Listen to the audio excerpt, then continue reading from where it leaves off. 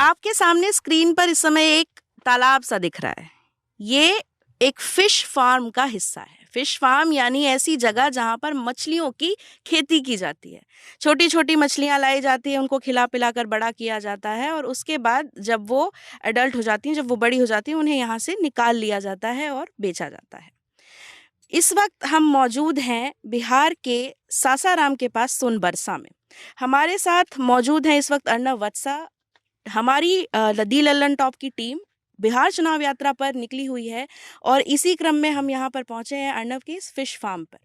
साल 2004 में एक फिल्म आई थी जिसका नाम था स्वदेश। स्वदेश में शाहरुख खान ने मोहन भार्गव नाम के एक व्यक्ति का किरदार निभाया था जो बाहर विदेश में काम कर रहा होता है। उसके बाद जब वो अपने देश वापस आता है, अपने गांव लौटता है, तो उसे यहीं से प्यार हो जाता है। उसे लगता है कि उसे यहीं रहना चाहिए। अर्नव की कहानी बिल्कुल वैसी तो नहीं, लेकिन कुछ कुछ वैसी ही है। अर्नव यहाँ से पढ़कर बाहर गए, न्यूजीलैंड में पढ़ाई कर रहे थे। वहाँ पर से वापस आए और इन्होंने इस छोटे से गांव में फिश फार्म शुरू किया है। अर्नव, बहुत बहुत शुक्रिया हमें टाइम देने के लिए। थोड़ा सा अपने बारे में बताइए, आप कैसे गए न्यूजीलैंड, उससे पहले कहाँ से पढ़ रहे थे, कहाँ से हैं आप, बेसिकली क्या क्या है, थोड़ा सा बताइए हमारे अच्छा, दर्शकों को। मैं बेसिकली इसी गांव से हूँ, सोनवर्षा से। जी। मेरी जो भी मेरे माता पिता थे यहीं पे थे। इसके बाद मैं 2004 में यहाँ से निकल गया। मैंने स्कूलिंग अपनी सारी बनारस से की। बनारस से अच्छा, करने के बनारस से। बाद फिर मैं बीटेक करने के लिए वीआईटी वेल्लोर चला गया। वहाँ से मैंने बीटेक मैकेनिकल किया। मैकेनिकल में इंजीनियरिंग करने के बाद कुछ कंपनियों में मैंने चेन्नई में और बैंगलोर में और हैदराबाद में, इन 3 जगहों पे मैंने 2 ढाई साल तक काम किया। 2 ढाई साल तक काम करने के बाद मैं वापस आया अपने गाँव। मैं वहाँ पे जॉब से मैं खुश नहीं था। जॉब सैटिस्फैक्शन जो वर्ड कहते हैं वो वही चीज़ मुझे भी कीड़ा कर रही थी। और आई वाज नॉट हैप्पी कि मतलब लोग वहाँ पे थोड़ा-सा बॉस के अंडर में काम करना मुझे पसंद नहीं आ रहा था। सिंपल सा बात है। उसके बाद मैं जब वहाँ से बीटेक, बेसिकली रॉकेट सिंह के रणबीर कपूर जैसा फील कर रहे थे आप। हो सकता है हो सकता है, आप बोल सकते हैं इसको। बट वहाँ से मैं फिर सडनली आया, तो मैं यहाँ पे जॉब वॉब छोड़ के मैं यहाँ पे आया और अपने पेरेंट्स को बताया कि मैंने जॉब छोड़ दिया। छोड़ने के पहले नहीं बताया, यहाँ पे आने के बाद उनका बताया। क्या रिएक्शन था? मतलब एवरीबॉडी वाज शॉक, मतलब सब शॉक में थे कि ये क्या हो गया, ऐसा क्यों किया तुमने? मैंने बोला कि मुझे अच्छा नहीं लगा, नहीं किया। सिंपल सा था मेरा, मैंने ऐसा कुछ कोई प्रेशर नहीं था मेरे ऊपर। अच्छा। फिर मेरे पेरेंट्स भी उस चीज़ को धीरे-धीरे एडजस्ट कर गए। एडजस्ट करने के बाद उन्होंने बोला कि ठीक है चलो। यहाँ पे आया, मैं कुछ टाइम रहा। फिर मेरा एक राइस मिल भी है छोटा-सा, अच्छा। तो उसमें मैंने कुछ दिन काम किया। काम करने के बाद उसको मैंने रन कराया। मुझे मज़ा नहीं आया। मज़ा नहीं आया तो मैंने फिर पापा से बोला कि मैं कहीं बाहर कुछ मास्टर्स करना चाहता हूँ। तो अच्छा। He was very happy. उन्होंने बोला कि ठीक है, बहुत खुश हुए वो तो, कि अच्छा चलो बच्चा पढ़ना चाहता है। फिर जाएगा यहाँ से इसको भगा देते हैं। फिर मैंने मास्टर्स किया। मास्टर्स के लिए मैंने अप्लाई किया तो यूनिवर्सिटी ऑफ ऑकलैंड से मुझे कॉल आ गया। मैकेनिकल में मैंने वहाँ पे किया, 1 साल का कोर्स था। उसके बाद वहाँ भी जाने के बाद जब पढ़ाई का फेज़ था तो ठीक था, बट जब मैं जॉब में गया, 1 साल तक जॉब कर रहा था, तो मुझे बहुत मज़ा नहीं आ रहा था। मज़ा नहीं आ रहा था मतलब थोड़ा-सा मुझे ऐसा फ़ील हो रहा था कि मैं पेरेंट्स से कट ना जाऊँ, या फिर मैं जैसे मैंने ये भी देखा है कि बाहर जाते हैं जो लोग, उनका साल में 1 बार या 2 बार आना होता है। बट मेरे को गाँव से थोड़ा-सा लगाव था। मैं रहा नहीं हूँ, बट मुझे इंटरेस्ट था हमेशा आने का, जाने का। तो मुझे ऐसा लग रहा था कि कहीं कट ना जाऊँ, फिर पेरेंट्स, क्योंकि मैं पेरेंट्स को लेके जा नहीं सकता था। वो बहुत डिफ़िकल्ट प्रोसेस हो जाता। तो मैंने सोचा मैं ही चला आता हूँ।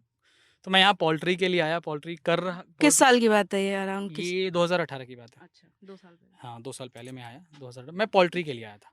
पोल्ट्री के लिए सोच रहा था, यहाँ पे पोल्ट्री यानी अंडे, चिकन वगैरह? अंडे, चिकन, एग्ज़ैक्टली। तो मैं चिकन के लिए आया था, अंडे के लिए भी नहीं, बस चिकन के लिए, जो ब्रॉयलर फार्म्स होते हैं, वो सेटअप करने के लिए मैं अच्छा। आया था यहाँ पे। तो मैंने वो जो पीछे का लैंड है, आप एक बार पीछे घुमा के दिखा सकते हैं, जो पीछे का लैंड फिल अप किया हुआ है, वो पूरा मैंने उसी के लिए किया था कि मैं यहाँ पे फार्म बनाऊँगा 20,000 बर्ड्स का। अच्छा। चिकन के लिए, नॉट फॉर अंडा। अच्छा। ठीक है? तो फिर यहाँ आया तो ये मैंने तालाब खुदवाए थे ताकि वहाँ पे मिट्टी डलवा सकूँ। तो यहाँ पे आया तो फिर मैं 2 लोगों के कॉन्टैक्ट में आया फिशरीज़ से। एक तो अच्छा। बीर बहादुर सिंह है जो मुझे हाँ। फीड प्रोवाइड करते हैं, और एक फारूकी सर हैं जो कि डिप्टी डायरेक्टर हैं फिशरीज़ डिपार्टमेंट इन बिहार। अच्छा। तो वो काफ़ी इम्प्रेस थे मेरे आने के वजह से। तो उन्होंने मुझे काफ़ी इन्फ्लुएंस किया, दोनों लोगों ने। कि और मछली की खेती मछली करें। के में आइए। तो मैं यहाँ पे आया, इन्फ्लुएंस होने के बाद मैं थोड़ा-सा करने लगा तो फर्स्ट कल्चर जो मैंने पहला अपना मछली निकाला था, तो उस टाइम मुझे समझ में आया कि इसमें इन्वेस्टमेंट कम है, रिटर्न अच्छा है, अच्छा। अगर आप चिकन से कंपेयर करते हैं तो। तो लास्टली मैंने डिसाइड किया कि मैं इसी को क्यों ना एक्सपैंड करूँ, इसी के बारे में क्यों ना सोचूं। तो ये तो जो आप पूरा लैंड है ये आपका अपना है, यस, जिस पर ये मेरा आपने लैंड है। 14 तालाब बनवा रखे 14 हैं, आपने तालाब, बताया। 14 तालाब। तो ये पूरा प्रोसेस कैसे होता है, थोड़ा सा ये समझाइए, और फिर इसके बाद आगे बात करते हैं कि हाँ, इसमें पहला पैसा जो कितना है। पैसा कितना है पैसा कितना पैसा है? सबसे ज़्यादा पैसा ज़रूरी है, जरूरी एकदम है, ज़रूरी है। एकदम जरूरी है। तो पहले ये बता दीजिए कि ये सब पूरा काम होता कैसे हाँ, है, हाँ, उसके बाद फिर हम आगे बढ़ते पैसा हैं। के बारे में बताएंगे। बताइए। तो क्या शुरू न्यूजीलैंड जाकर के भी भूले नहीं है हाँ, हमने। हम कहें तो अभी हम भोजपुरी में चालू हो जाएं। अरे बोलिए, बिल्कुल। अपनी भाषा है, अपनी भाषा में इंसान बात नहीं करेगा तो कैसे एकदम करेगा। एकदम, लेकिन हम चाहते हैं कि बाकी लोगों को भी समझ में आए, अरे जो देख रहे हैं। भोजपुरी सबको समझ में आती है, कैसी बात कर रहे हैं। भोजपुरी के गाने हर जगह उनके बिना शादी कंप्लीट नहीं होती है, आप कैसी बात कर रहे हैं। भोजपुरी तो लोग समझ ही जाते हैं, आप बोलिए। तो मेरा पहला स्टेप क्या होता है, जब छोटे बच्चे होते हैं जो कि 1 से 2 ग्राम के होते हैं, तो वो कलकत्ता मछलियों के बच्चे। मछलियों के बच्चे, राइट। तो वो कलकत्ता से डायरेक्ट आते हैं। मैं उनको एक छोटे से तालाब में जो कैसे भेजते हैं कलकत्ता से वो लोग, काय में भर के भेजते हैं। हाँ, जैसे पीछे एक गाड़ी लगी हुई है, अच्छा। उस गाड़ी में क्या होता है कि गाड़ी में पूरा टैंक बनाया जाता है। अच्छा। टैंक में पानी भर के उसमें मछलियों को डाल दिया जाता है, और वो उधर से पूरा पानी में एरेशन करते हुए आते हैं। एरेशन मतलब उसमें ऑक्सीजन घोलते हुए आते हैं, आते हैं। तो ताकि मछलियों का सर्वाइवल ज़्यादा मिले। तो वैसा हम्म। हिलाते हुए आते हैं, वो 500 किलोमीटर तक मछलियाँ यहाँ चली आती हैं बहुत आराम से, कोई प्रॉब्लम नहीं होता उनको। सबसे बड़ी कितना चीज़, टाइम लगता है आने में वहां से। लगभग 10 से 12 घंटे, और काफ़ी हाई डेंसिटी में आती हैं, अच्छा। तो वो भी वो मैनेज कर लेते हैं। तो यहाँ आने के बाद मैं उनको छोटे तालाब में रखता हूँ। छोटे तालाब में जब वो 10 ग्राम की हो जाती हैं, तो 10 ग्राम के बाद मैं फिर पॉइंट्स दिखाते हुए चलिए थोड़ा सा, है ना। फिर हाँ बताइए। तो छोटे तालाब में मैं डालता हूँ।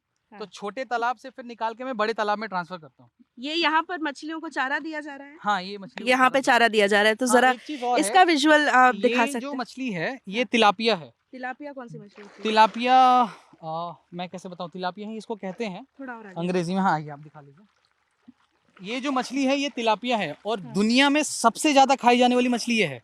बट हमारी बदकिस्मती है बिहार की और हमारे एरिया की, ये मछलियाँ पसंद नहीं की जाती है। लोग इसको क्यों? वो बोलते हैं कि ये एक लैनू टिक्का करके इधर लोकल लैंग्वेज में, या फिर कवई वही मछली तो सुना हुआ नाम है। हाँ, कवई। तो वो छोटी छोटी रह जाती हैं, बट ये जो है वो मोनोसेक्स तिलापिया है। मैं बाहर से सीड भी मंगाया उनका, छत्तीसगढ़ से मेरे पास सीड आया है। तो इस मछली का मैंने कल्चर अपने डिस्ट्रिक्ट में सबसे पहले बार स्टार्ट किया है, और मैं इसका टेस्ट लगवाना चाहता हूँ लोगों को। जब पहली बार मैंने खिलाया था तो मैंने लोगों को फ्री में खिलाया था, ताकि उनको टेस्ट डेवलप हो। अच्छा। टेस्ट डेवलपमेंट भी तो एक इंपॉर्टेंट चीज़ है, तभी तो वो बाकी आगे कर देंगे। अभी मैं 130-140 रुपए किलो बेच रहा हूँ। हाँ। तो ये सीड आता है, तो मैं कहाँ पे था, सीड वाले में था, राइट। हाँ। सीड वहाँ कलकत्ता से आता कलकत्ता से आता है, छोटे पॉन्ड में डालते हैं, उसके बाद बड़े पॉन्ड में डालते हैं जब वो 10 ग्राम के हो जाते हैं, और वहाँ से जब वो 100 ग्राम के हो जाते हैं तो मैं सारे तालाब में ट्रांसफर कर देता हूँ। तो मेरा जो कल्चर पीरियड है वो तालाब में घट के लगभग 2.5 से 3 महीने आ जाता है। बट जनरली जो लोग करते हैं वो क्या करते हैं, कलकत्ता से डायरेक्ट सीड मंगा के तालाब में डाल देंगे। अच्छा। तो वो 6 महीने ले लेते हैं। जी। हाँ, तो मैं ऐसे करके 3-3 महीने का 3 कल्चर तक 4 कल्चर भी कोशिश करता हूँ कि निकालूं। मैं ये सोच रही हूँ कि रास्ता इतना पतला है हाँ। और दोनों तरफ तालाब है। हाँ। मेरी लुढ़कने की हिस्ट्री रही है काफी, तो मैं ये सोच रही हूँ अगर मैं गिर गई तो ये कितना गहरा तालाब होगा। इसकी गहराई ऑलमोस्ट 10 से 11 फीट होगी। मतलब डूब सकती हूँ मैं। डूब अच्छा, नहीं वो मेरा प्लान नहीं, नहीं है। हाँ ठीक है, तो आगे बताइए। फिर वहां से आप मछलियाँ इस पॉन्ड में डाल इसमें देते हैं, ट्रांसफर उसके कर बाद देते हैं। हाँ। यहाँ पे 2 महीने 2.5 महीने कल्चर होता है, 3 महीने तक। कल्चर क्या हो एग्जैक्टली, कल्चर का मतलब क्या है। कल्चर आप इसको कहेंगे जब मछलियों को बच्चों से बड़ा करके बेच देते हैं। अच्छा, वो पूरे प्रोसेस को पूरे कल्चर प्रोसेस को कल्चर कहते हैं। ठीक, जैसे आप ठीक। फार्मिंग कह लीजिए, तो जैसे छोटा बच्चा क्या बोल धान का बीज रोपे हाँ। और पूरी बड़ी हुई तो उसको एक कल्चर कहेंगे। ठीक, तो मछलियों में उसको कल्चर कहते हैं। ठीक। तो इसको हम क्या बोलते हैं 2.5 से 3 महीने में निकाल के मार्केट में बेच देते हैं। उसके बाद फिर मेरा नया ट्रांसफर आ गया। मार्केट में ये है कि अभी कंपटीशन काफ़ी टफ हो गया है, काफ़ी लोग आ गए हैं। लोगों को लगता है काफ़ी लुक्रेटिव है, लेकिन मेहनत कितनी है ये लोग चीज़ें नहीं समझ रहे हैं। इस पर भी हम बात करेंगे। Exactly. आप ये सामने जो मशीनें लगी हुई हैं तालाब में, ये किस काम आती हैं, जो ये चक्कर लगे हुए हैं सामने। ये एरेटर्स हैं। मैं आपको स्टार्ट कर देता हूँ, आप मुझे 1 मिनट का टाइम दें। हाँ बिल्कुल, आप करके बताइए, देखना चाहें। मैं थोड़ा संभल करके आपके पीछे चलते हुए आऊंगी, क्योंकि जैसा मैंने बताया कि लुढ़कने वाली हिस्ट्री जो है ना वो थोड़ी सी ऐसी रही है मेरी, तो मैं नहीं चाहती कि मैं गिर जाऊं यहाँ पे। हाँ, तो मैं थोड़ा संभल के आऊंगी। अच्छा, ये देसी जुगाड़ है। इसमें ये इस तरह की मशीनें हर फार्म पे लगती हैं। ये तो देसी जुगाड़ नहीं है, एरेशन तो करना ही हाँ, पड़ेगा ना, जरूरी उसके है, बिना तो।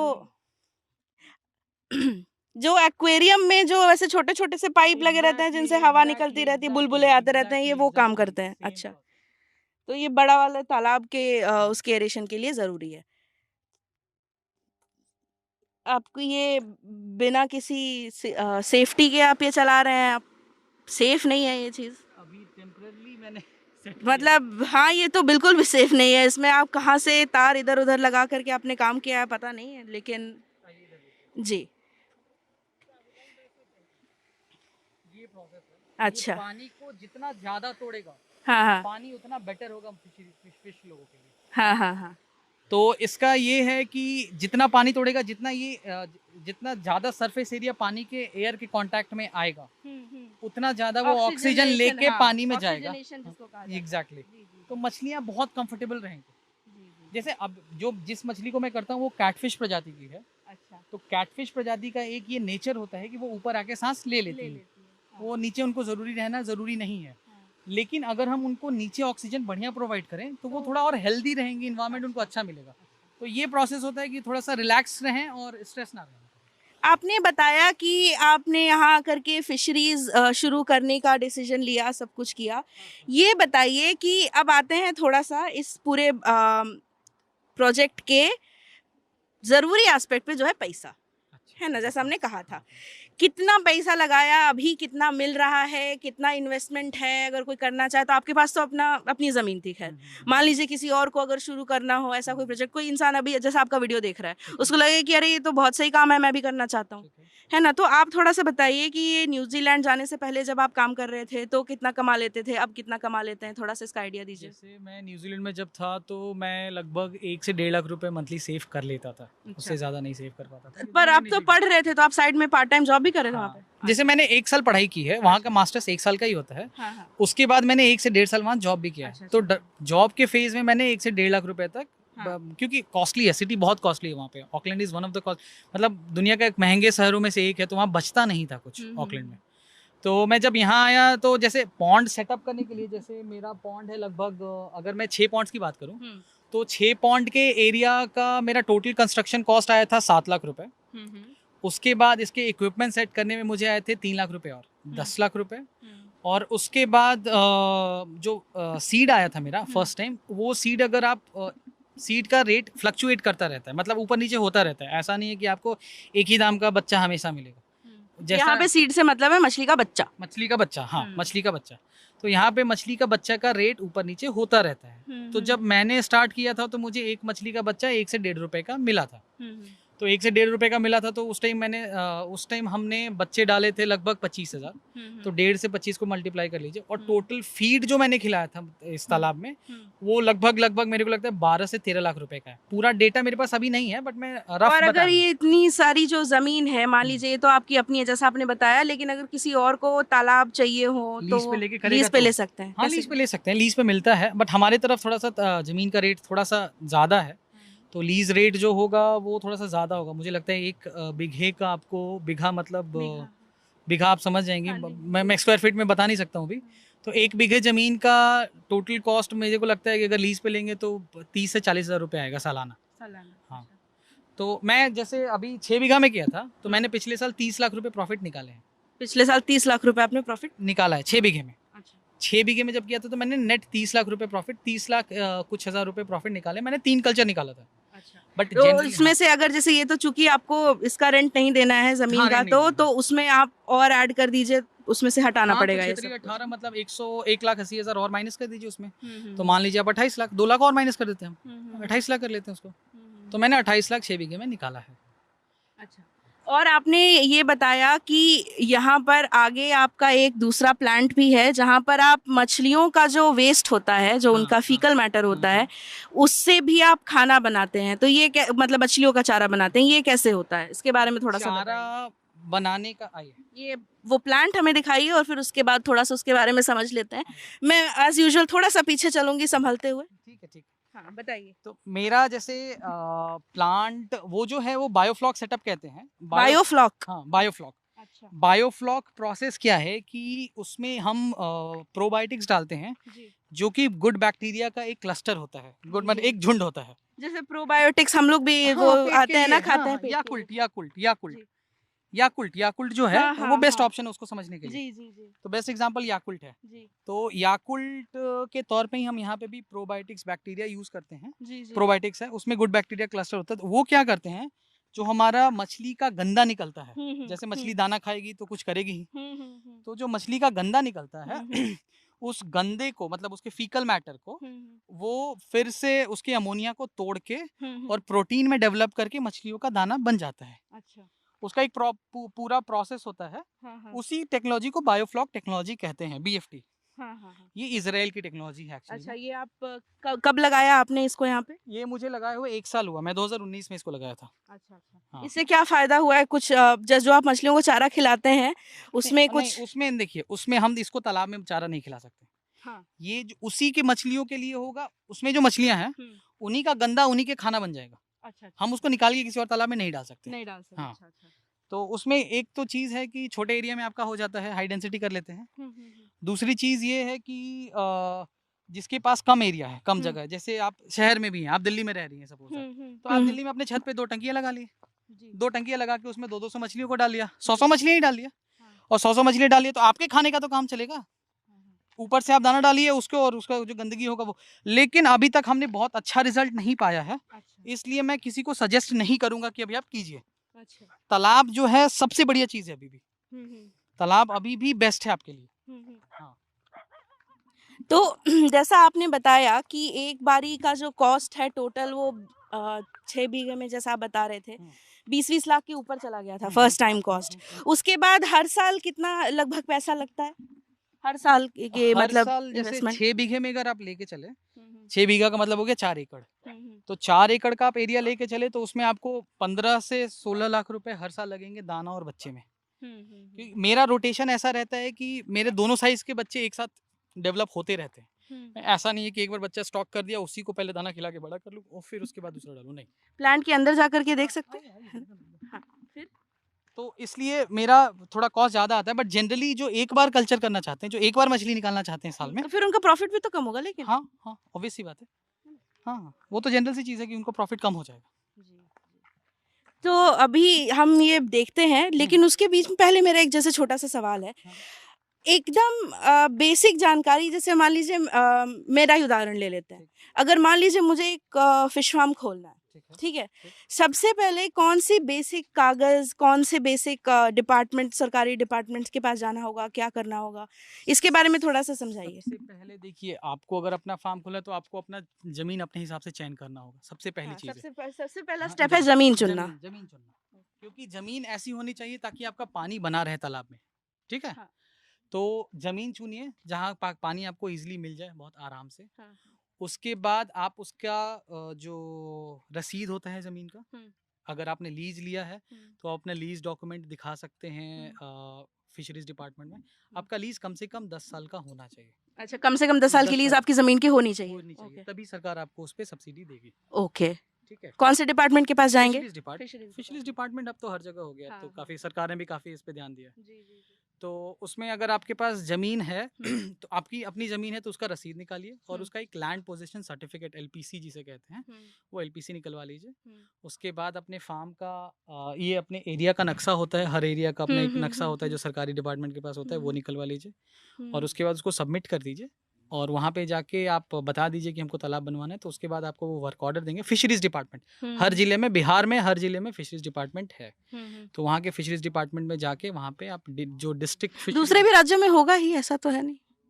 हम अच्छा ठीक है, हाँ, होना ही चलिए चाहिए, कोई नहीं, होना ही हाँ। चाहिए, ऐसा तो होना ही चाहिए हुँ, हुँ। क्योंकि फिशरीज़ पे हर जगह ध्यान है। हाँ, क्योंकि तो हमारी वीडियो हर जगह के हमारे दर्शक देखते हर हैं ना जगह ही इसलिए, होगा, हाँ। हर जगह होगा फिशरीज़ हुँ, डिपार्टमेंट। हुँ, हुँ। तो आप वहाँ जाके अपना जमा सब बिहार का मैं ये प्रोसेस बता रहा हूँ, हुँ, हुँ, नहीं बाकी ठीक, स्टेट्स का ठीक। प्रोसेस हमें हुँ, पता हुँ। नहीं है। हुँ, हुँ। तो ऐसा करके आप वहाँ पे दे सकते हैं और आपको 40% सब्सिडी सरकार की तरफ से मिल मिल जाएगी, जाएगी। हाँ। ठीक है। तो उसके बाद फिर आप अपना इन्वेस्टमेंट आप फिर वगैरह उसके बाद पहले पैसा आपको नहीं मिलेगा, तालाब खुदवाने के बाद ही पैसा मिलता है। अच्छा। तालाब बनवाने के बाद ही आपको जो सब्सिडी मिलेगी वो मिलना होगा। हुँ, हुँ। और सब्सिडी कितना लमसम अमाउंट कितना होता होगा कुछ जैसे आइडिया? 1 हेक्टेयर का प्रोजेक्ट हमारे यहाँ पे 7 लाख रुपए का है, हुँ। उसका 40% हमको मिलता है। अच्छा सरकार देती है। हाँ, सरकार देती है ओके। 40%, शुरू करने के 40%, लिए। हाँ, शुरू और करने। वापसी का करने का कुछ वो तो? वापसी लोन, हाँ। लोन तो आप बैंक से ले सकती हैं, सरकार लोन नहीं देती। बैंक से ठीक आप है। बात कीजिए, तो अगर बैंक आपको कर दे फाइनेंशियली, मतलब आपको अगर लोन कर दे तो ठीक है। हमारे यहाँ बस कृषि में लोन बहुत नहीं हो रहा है, तो इसलिए हम कुछ नहीं, क्योंकि हमारे यहाँ किसानों ने भी गड़बड़ किया है, कृषि लोन तो देते नहीं है टाइम पे। अच्छा, मतलब किसानों ने भी गड़बड़ी की है है ना? लोन को लेकर के। अच्छा, आपकी जानकारी में नहीं, ऐसे गड़बड़ी मामले हुए नहीं, हैं? ये मैं ये नहीं कहूँगा, टाइम पे पेमेंट करते रहेंगे, अगर उसको रखेंगे नहीं, क्योंकि बहुत सारे कृषि जो केसीसी वो 10-10 साल तक अभी तक लटके हुए हैं, अगर बैंक का आप रिकॉर्ड निकालेंगे तो। ये फैक्ट है, ये सच्चाई है, इसलिए मैं ललन टॉप पे भी बता रहा हूँ। ये इसमें एक बार ये बायोफ्लॉक वाला दिखला दीजिए कि इसमें कहाँ से क्या डालते हैं, मछलियों का क्या सीन है अंदर से? जैसे इसमें प्रोबायोटिक्स पहले से मिक्स किया हुआ है, मैं दाना मंगवाता हूँ, थोड़ा-सा दाना लाइए, मैं आपको दाना मंगाता हूँ, वहाँ प्रोबायोटिक्स भी ले 1 सेकंड, थोड़ा प्रोबायोटिक्स का डब्बा लइहा। हऊ डब्बा ललका। हाँ, हाँ ले आवा।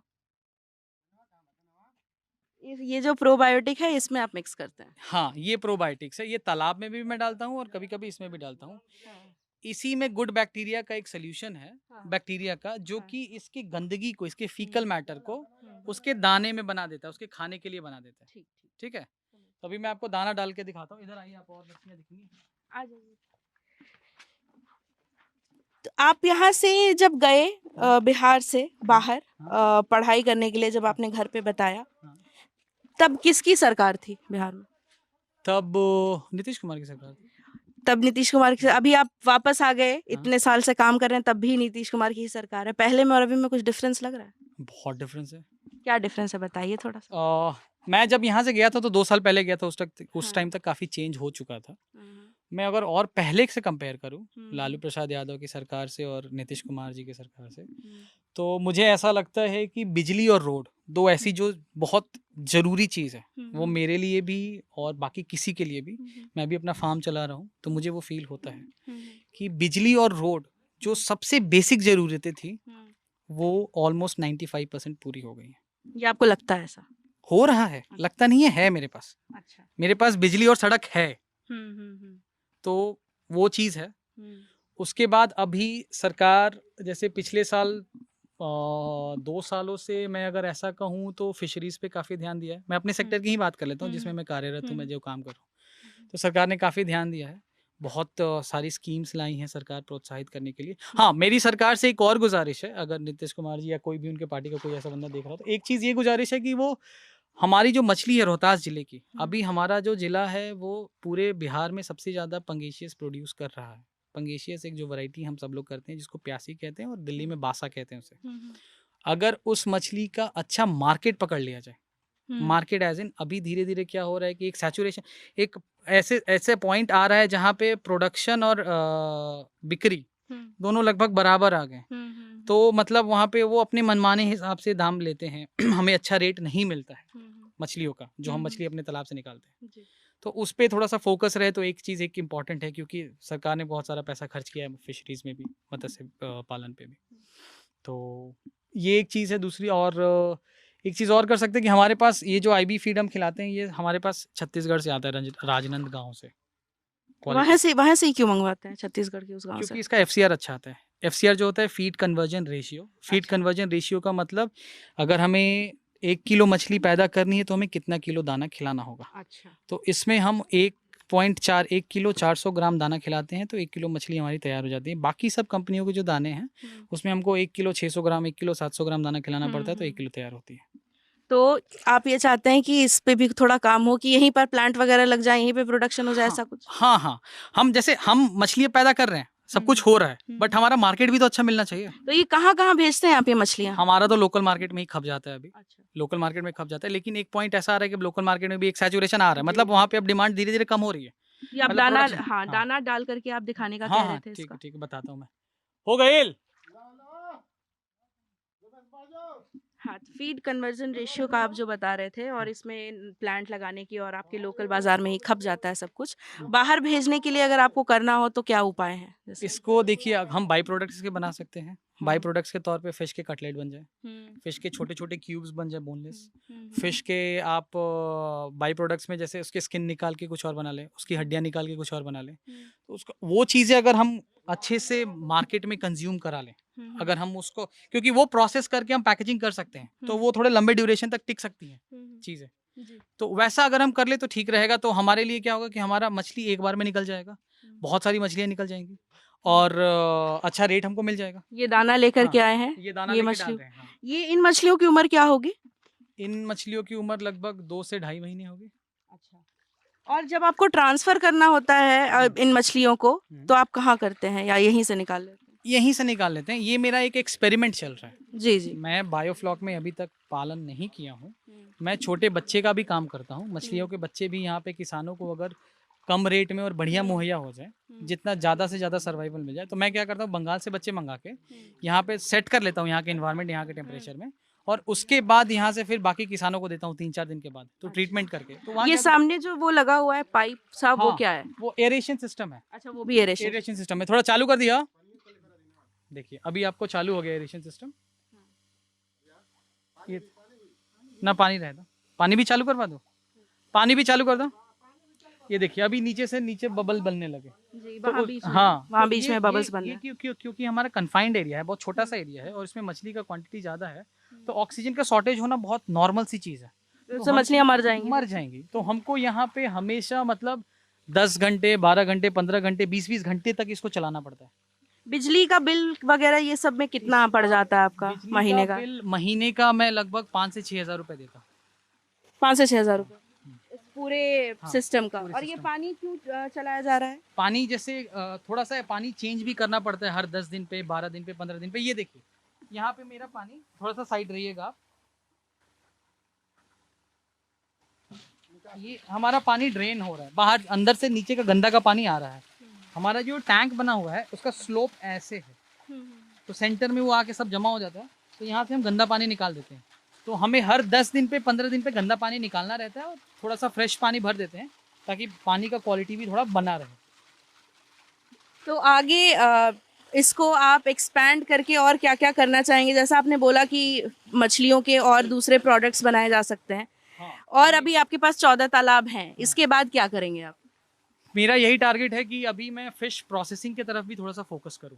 प्रोसेसिंग इसलिए कि हमारे पास प्रोडक्शन बहुत ज़्यादा हो गया है। मैं अकेला नहीं हूँ, मेरे अलावा और भी बहुत सारे ऐसे किसान हैं जो कि प्रोडक्शन कर रहे हैं।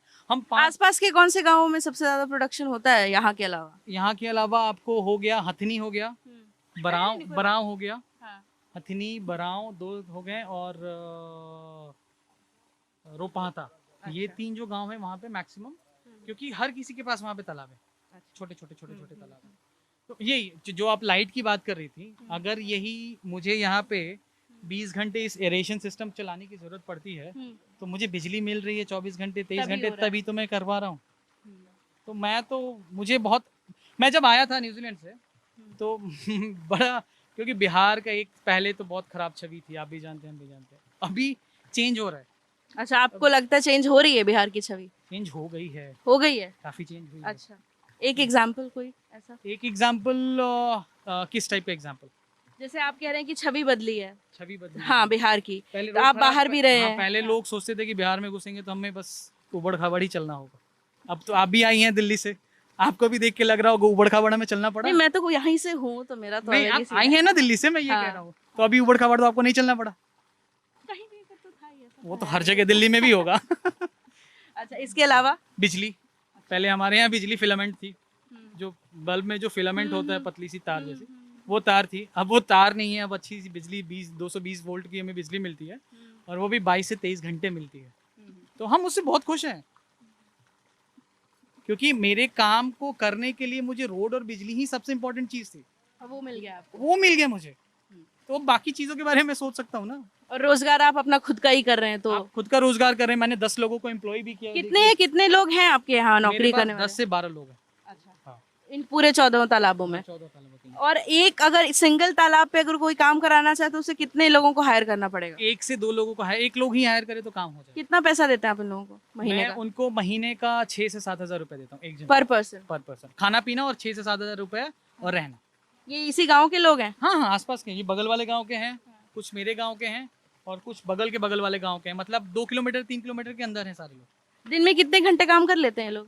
ये सुबह मेरे को लगता है कि आपको 8 बजे के आसपास आते हैं और फीडिंग से चालू करते हैं, बीच में फिर बैठते हैं अपना आके यहाँ पे आराम करेंगे, फिर थोड़ा देर और काम करेंगे, फिर शाम को काम करेंगे। मतलब कुल मिला के 10 से 11 घंटे का काम रहता है। उसमें बीच में 2-3 घंटे का आराम भी रहता है, बैठे रहते हैं। कुछ काम नहीं है तो आप जबरदस्ती काम नहीं करा सकते ना, बट हमें आदमी रेगुलर चाहिए। ये है अर्नव वत्सा, ये बिहार के सासाराम से हैं। इस वक्त हम लोग सोनबरसा में हैं। अर्नव न्यूजीलैंड गए पढ़ाई करने के लिए। घर वालों से कहा कि मैं पढ़ना चाहता हूँ, लिखना चाहता हूँ। घर वालों ने कहा जाओ। वहाँ पे गए पढ़ने के लिए। उन्होंने नौकरी भी की लेकिन उनका मन नहीं लगा। वापस आ गए और इन्होंने खोला मछलियों का फार्म, जहाँ पर अब ये मछलियों की खेती करते हैं, जैसा हमने आपको दिखाया। और किस तरह की टेक्निकलिटीज़ होती हैं, कौन कौन सी कागज़ लगते हैं, कहाँ कहाँ पे अप्लाई करना होता है, पूरा खर्चा क्या है, ये सारी चीज़ें आपने देखी। इसी तरह की और भी स्टोरीज़, और भी प्रोजेक्ट्स, और भी मुद्दे हम आप तक पहुँचाते रहेंगे। आप देख रहे हैं दी लल्लन टॉप की बिहार चुनाव यात्रा। मैं हूँ प्रेरणा और मेरे साथ हैं कैमरा पर रूहानी। बहुत बहुत शुक्रिया।